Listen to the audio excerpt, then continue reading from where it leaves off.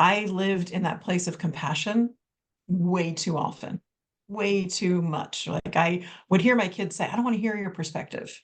Like, oh, now I recognize I needed to be a lot more in that empathy space, just being with them and letting them feel their feelings, which was, again, we parent, nobody teaches us how to parent.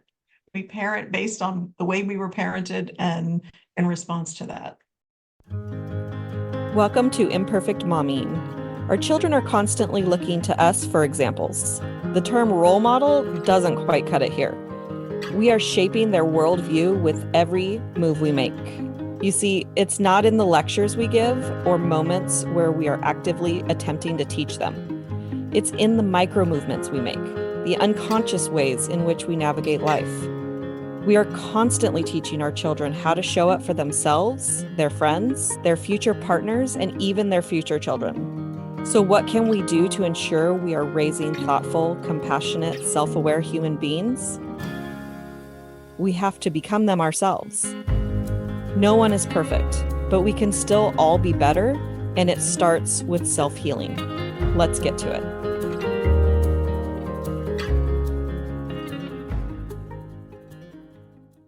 Welcome back to Imperfect Momming, and we have a very special guest today, Jennifer Boudrye. Welcome to Imperfect Momming.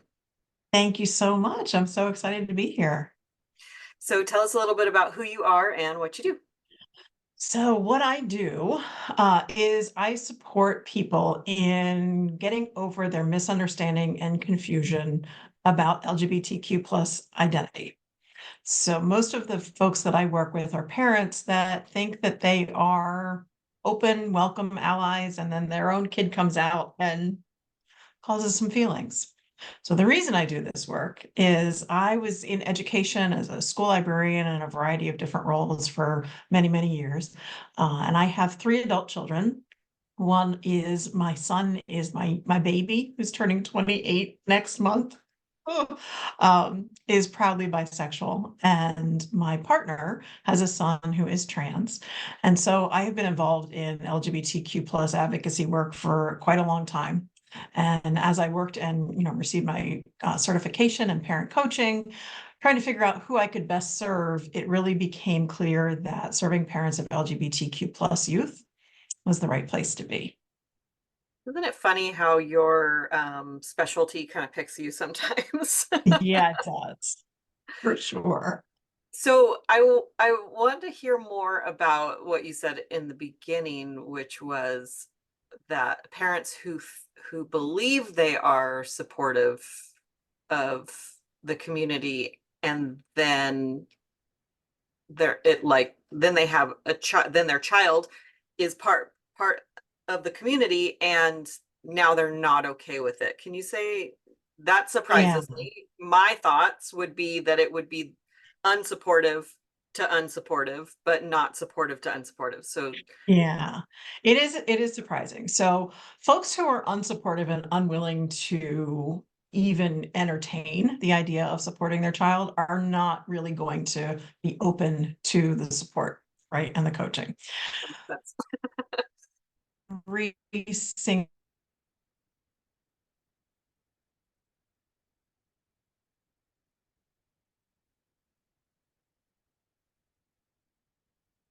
who their child is going to become. We have our own idea and our own. So it is surprising. The parents who are not going to be supportive of their child coming out as queer are not going to be open to the support and the information, right? The reality is every single human being on this earth has internalized intrinsic bias based on everything that we experience, right? And the example that I give is my bonus son is a dad, and he's married to a cisgender woman. And when they found out that she was pregnant, they went through and got the sonogram, and he proudly announced, "It's a boy." And I was like, "Is it?" Because as a trans man, of all people, that penis does not necessarily mean boy, right? mm-hmm. So, but it is so ingrained in all of us. And so when parents are out there supporting the world and supporting the LGBTQ plus community, it's very easy when it's external, right? It's outside. When it is your child and it faces you to recognize that your child is not who you thought they were going to be or who they are, stuff comes up that you're not even aware that you have. And so that's really what I do, is dig to help unravel a lot of that intrinsic bias and recognize it's okay to have feelings. It's okay to be like, what is this? Um, so it's, yeah, it is. We all have it. So what's yeah, absolutely. Like the whole, we're all kind of adjusting to the new normal, and the way that I kind of understand it all is I believe that we all have masculine and feminine inside of us anyway. And we are programmed based on our external genitalia, and some people don't feel right inside that body. And there, I know there's a lot of pushback, and I'm just being curious, like, what's the process that a parent goes through? So their child confides in them, or they find out, and then what do they do where they end up in front of you? They freak first. Okay. Now what, right? And there's a lot of Googling. There's a lot of, are you sure? Um, and then hopefully they come across me, because I am a place where they can come and ask all of the questions and feel all of the feelings. So there's a whole process of coming out, right? It's based on the CAS model of coming out. There are about 6 steps. And parents go through a process of just shock, first of all, right? Not in being sure that this is who their child is.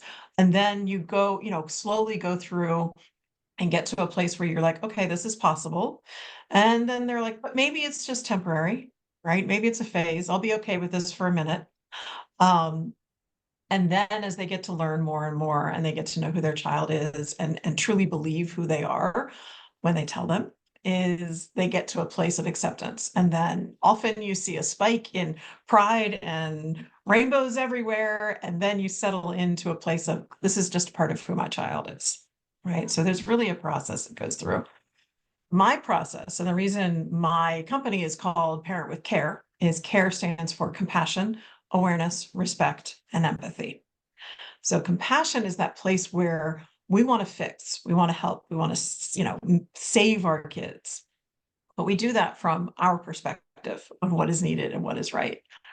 So as we become more aware of who our children actually are and the reality that they're an autonomous, independent human being, and we learn more about their identity. And we're moving into a place of respect, which really is going to solidify that place of safety, recognizing where the boundaries are, what I have influence over versus what I don't.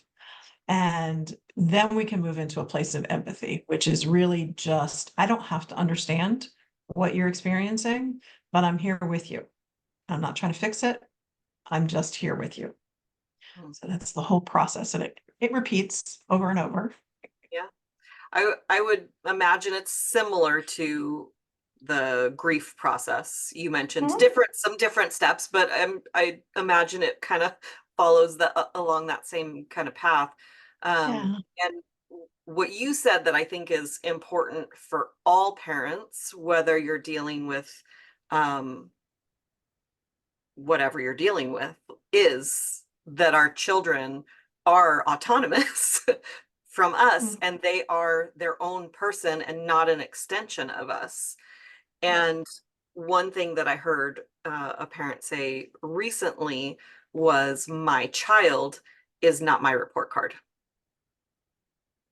And I That's think a that hard one for a lot of parents. yeah, especially when if you're raised that way, where you were a report card for your parents, that's the standard that you had to live up to, air quotes, but that you did live up to or didn't, and then that affected the relationship with your parent.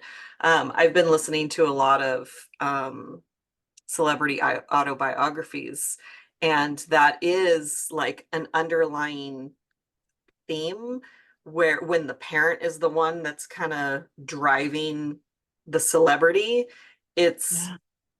there's a lot of connection between you're an extension and slash or reflection of me.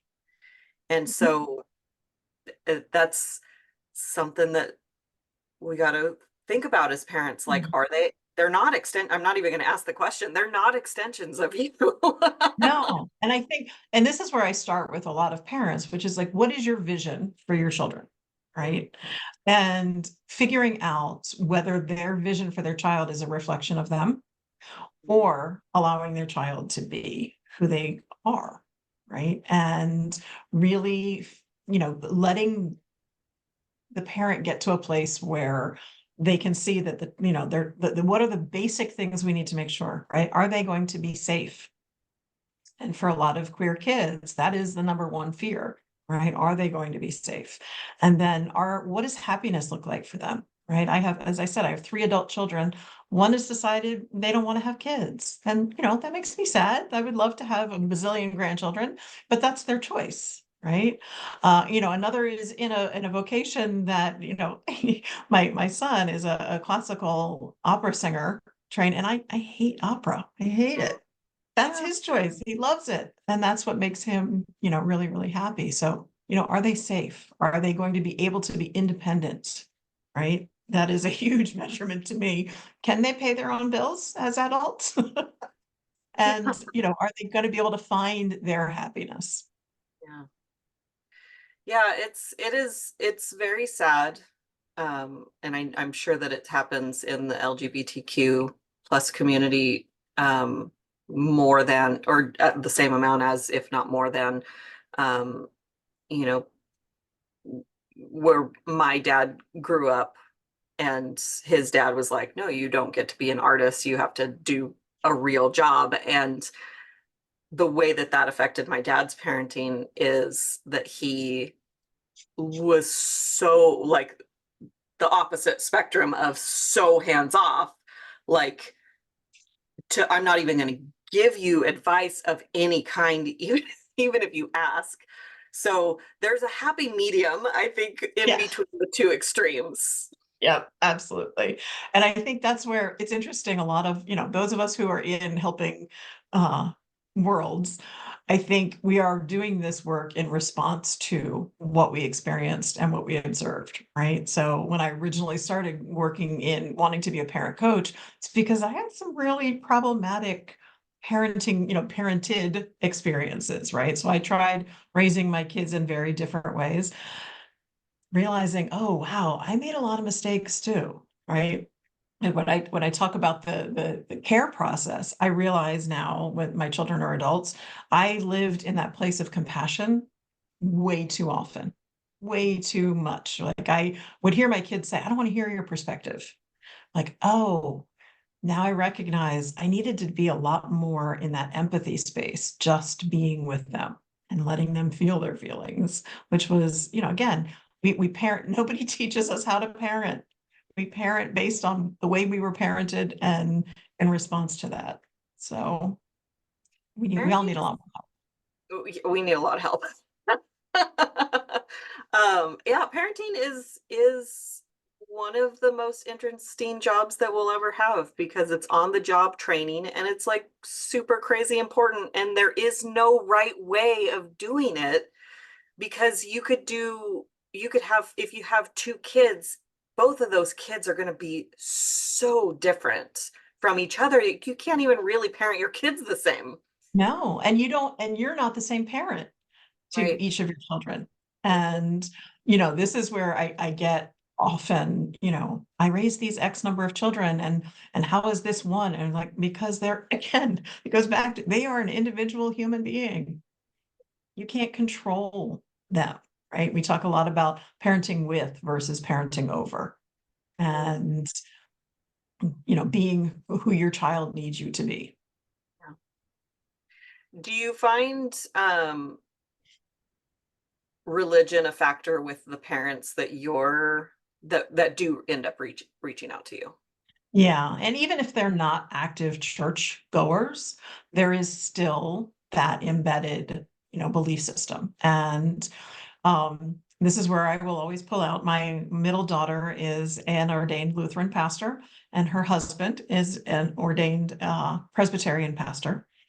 And I have it on their very good authority that God loves everyone, period, the end. Yeah. So again, there's a lot of deconstructing that has to happen. And if folks are able to acknowledge that what they have learned from church is learned, it's not innate, right? It's information that you've taken in and accepted. You can unlearn that. And there are a lot of churches that are very affirming and welcoming to LGBTQ plus people. So if we can get, again, down to the basic component of who your child is as a human being, we can be okay. I love that. My dad was also a pastor, a Presbyterian pastor specifically, so that made me smile. Yeah, you're a P kid. Yeah, yeah. He was very open. You know, none of my siblings are in the community, but he was very accepting of some friends of mine that came from the church, and Yeah. it is such a fascinating balance and delicateness. Like when I think of babies, like when my son came into the world, like it felt like he had a personality already. And so that's why I believe, we are souls in a body, and we probably have been here before, and we're learning stuff and we're trying new things, and we're here to learn and grow and explore, and we all have our own path. Um, and sometimes our parents being the way that they are is part of the path. It doesn't take away the pain if it's a hurtful part of the path, but it is part of the path. How do you work with the or do you at all work with the children of the parents that I come to you? don't. I really focus on the parents, because they're the ones that need the information and the guidance. And I think what you said is so true, right? Each of our kids come into the world as themselves. And statistically, in the research shows that children know their own gender by age 3. And children know their own sexual orientation by around 12, right, as the onset of puberty. So again, we go back to the messaging, the social conditioning that we have. If a child knows their own identity at age 3 and it's other than what we've been assigned, what we've assigned to them, if they have parents that are supportive and open to that, then there's a very strong possibility that they can live life as a trans child. If they're getting conditioning, even if they're not aware, our parents aren't aware of it, that, you were born a boy, you're a boy, that is who you are, then that can cause some conflict. And I'll give another couple of examples. So my son, I knew very early on, was not straight. And it didn't, have an impact on me. I was like, cool, I grew up in the 80s, pick a team, you're either straight or gay, right? Well, when he was 19, he was away at college, and he was referred to as the F slur on campus. And he wrote a very articulate op-ed in response to that. And in that article, he came out as bisexual. And I was like, what? What is bi, right? He's now, again, almost 28. I've learned some things, and I now understand. But we were talking a few months ago about his coming out process and the fact that he didn't really have to come out, right, as queer. But he acknowledged to me that my pick a team mentality really had caused him to hide his bisexuality from himself and from me, right? Until, much later. That's painful as a parent to recognize that even though I thought I was being supportive, the messaging that I was giving was problematic. And, we've done the repair work and we're good. But even when you have the best of intention, right? And I have another client they have a child who came out as lesbian as a later teen, and that it didn't go well with the family. And now child number two is showing signs of being non-binary, perhaps trans. And the parent is like, I don't understand. We're fine now with the older child and everything is good. I'm like, yeah, but remember what that younger child saw and experienced, right? There, you did some damage there. You put some messaging in place that this was not okay. And so it may take them time to get to a place where, they're going to feel safe to be open.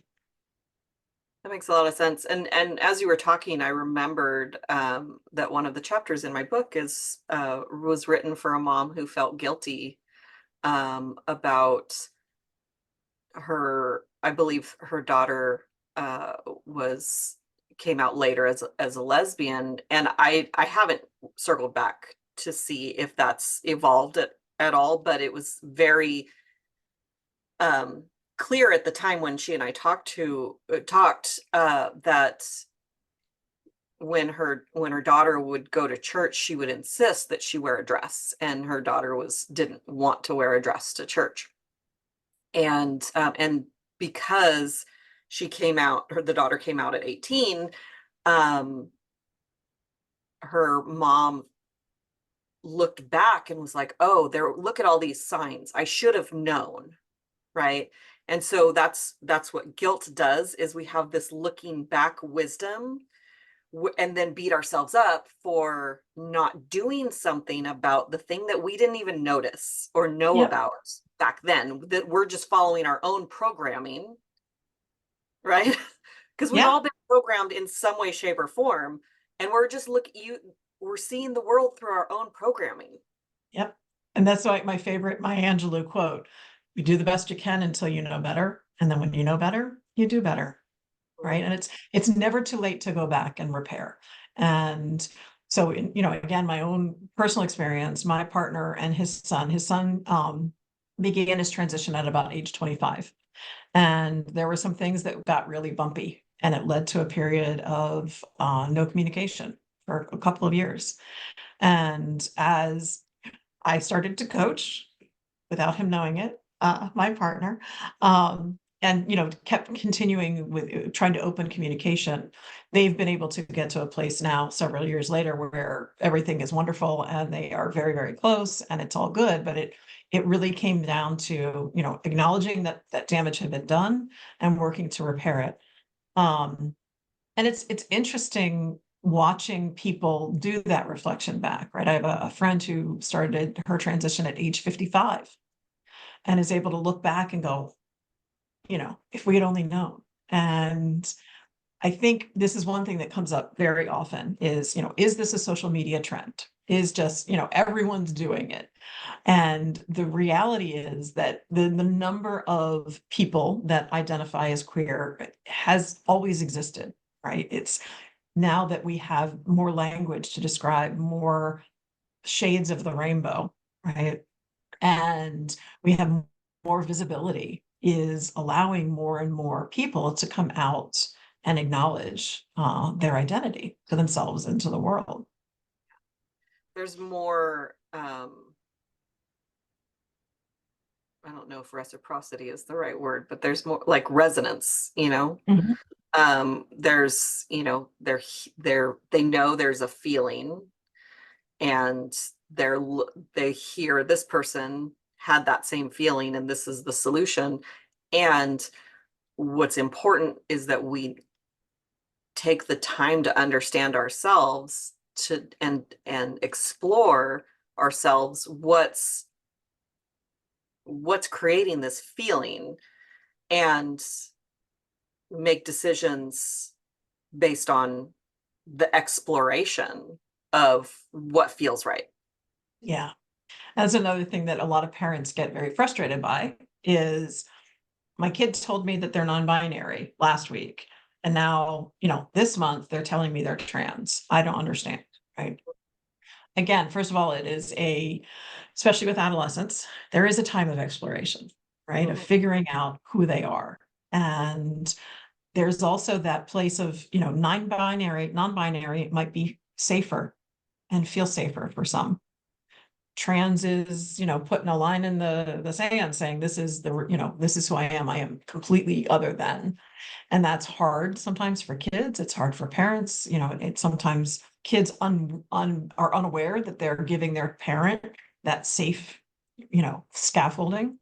And it's just, again, I want to, when we were talking about the intrinsic internal knowledge of who you are, right? And I will often, ask people, so I'm going to ask you, are you left-handed or right-handed? Me, I'm I'm right-handed. seriously asking. You're Yeah. right-handed? Yeah. How do you know? Because I write with my right hand. It feels more comfortable with my Feels right more hand. comfortable. You automatically pick it up, right? If I handed you and asked you to write with your left hand, it would feel just off. You might be able to do it, but gender identity, sexual orientation is that same intrinsic knowledge of yourself. Mhm. And so, when we ask people to like prove it, right? How do you know? It's just, I know. I know myself. And, again, parents trusting that their child knows themselves better than they know their child is hard. And we have a biological need to belong and desire to belong. And so if as a child you see your parents saying, derogatory things, or even just matter of fact things like, it's a boy, then you're going to deny that I'm right-handed Yes. because my parents think that I'm left-handed, or my parents don't like people who are right-handed. Yep. That's a really good analogy. Yeah. Is there a piece of advice that you want to share with parents listening? Believe who your child tells you that they are in this moment. Yeah. Right? And if your child comes out to you, 3 things I want you to do. 1, say thank you. Thank you for trusting me. Because not every kid is going to come out to their parents. Mm. The second thing that I want you to say is who do you want to know and who do you not want to know? Right? Because that child, you might be the only person that child feels safe telling. The third thing is what do you need from me right now?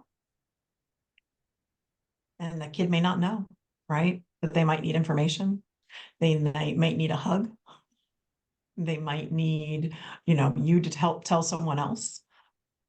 And I will say the fourth thing, this always goes, without saying, is I love you. Mm. Not I love you no matter what, because putting that conditional means this thing you've just told me isn't okay. And so I'm going to have to get over it. It's just, I love you. Yeah. I actually tell my son I love you no matter what all the time. Right? Because Yeah. sometimes, like, if they're being little jerks, like, I love you no matter what, even if you act like a jerk. But that conditional piece around identity it's really important to just hard stop. I love you. Where can our listeners find you? So I'm on Instagram, Facebook, and the web, and it's always Parent with Care, all one word.